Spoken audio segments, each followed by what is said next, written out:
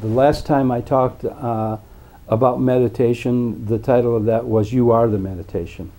So somebody asked some questions about to explain a little bit more fully, and then why this and why that.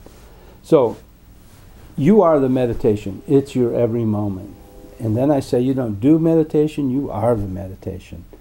And but then somebody asked the question, well, if I am the meditation already, why do I have to do the eye movements and breath and stuff like that? It's like I'm doing something.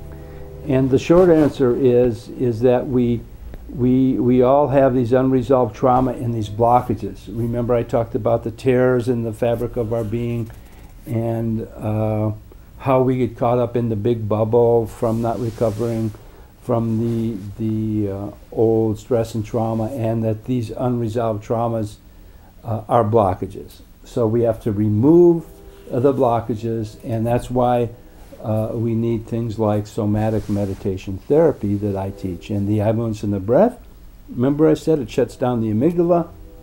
The amygdala, well, just go back and look at it. I can't explain everything every time. When the amygdala stays primed, it sends out little messages to the hypothalamus and the rest of your brain and body to put you into the stress response. So the eye movements and the breath allows we access the whole brain, we energize the whole brain, and we ground and center that energy. And in that whole process, the amygdala shuts down. And then that's the first step on the road to recovery. And that's why we have techniques like the eye movements and breath meditation. But of course, you are the meditation. Our true nature is that non-duality, that wholeness, that oneness. But because of all those years of unresolved stress and trauma, separation has set in. We're very far away from our source, and we're up in that big bubble.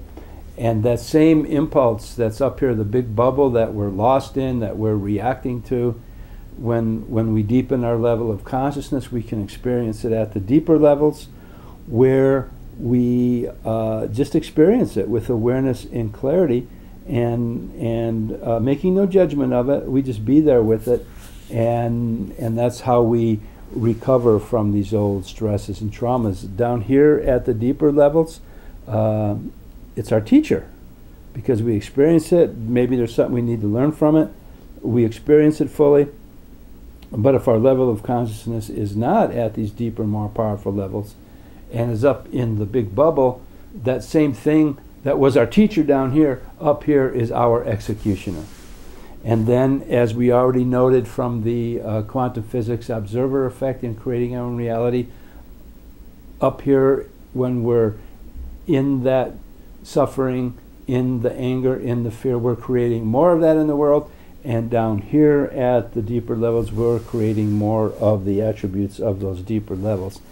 And that's why we need to do the work now, because there's so much fear, anger, guilt, violence, wars happening in the world today, that what we can do about it is create our reality from the deeper levels of consciousness. So it starts right here.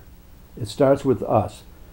That's the most efficient way to do it, because remember the old ways we talked about the reptilian brain, religions and behavior, and the mammalian brain. Now we're going on to that new spirituality, which we don't need the intermediary anymore. Sure, we need maybe people like me, facilitators or teachers, in the sense that, not in the sense of the guru or somebody that you're handing over your power to. You find your power within. Whatever your religion is, be better at it.